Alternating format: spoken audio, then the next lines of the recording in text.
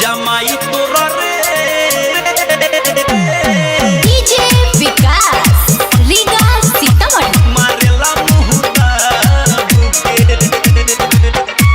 मारेला मुहुदा बुके। आप सुन रहे हैं अमित पटेल की आवाज में। ई होठवा गुलाब के फुलाइले बच्चा भुके जमाई तोरा माई रे माई माई माई जमाई तोरा रे माई मारेला मुहुदा बुके जमाई तोरा रे माई मारेला मुहुदा बुके।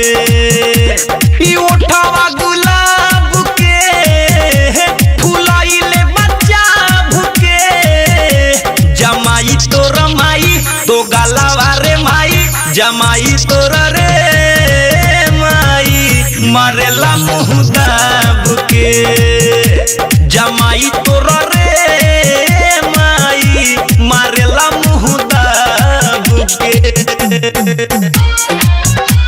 जमाई तोरा रे माई माई डीजे विकास रीगा सीतामढ़ी मारेला मुहुदा बुके।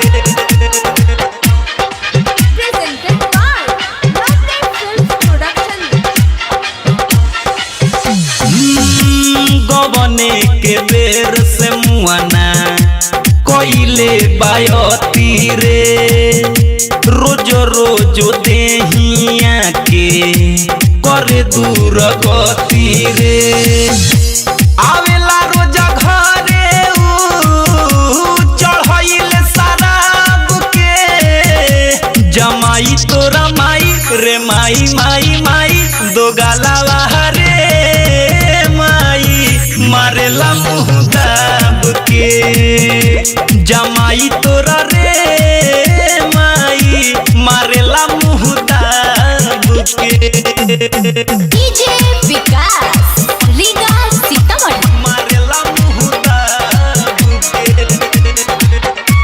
मारेला मुहुदा बुके। आप सुन रहे हैं अमित पटेल की आवाज में। हाय के तना ले कहीं खेला पियऊ मुकेश के तंग बानी हमर माई रोज के कलेश से अमित दीवा करके आदत बा खराब रे जमाई तोरा माई दो गलावा रे माई दामाद तोरा रे माई मारेला मुहुदा बुके ई ओठवा गुलाब के फुलाइले बच्चा भुके जमाई तोरा माई तो गलावा रे माई जमाई तोरा रे माई मारेला मुहुदा बुके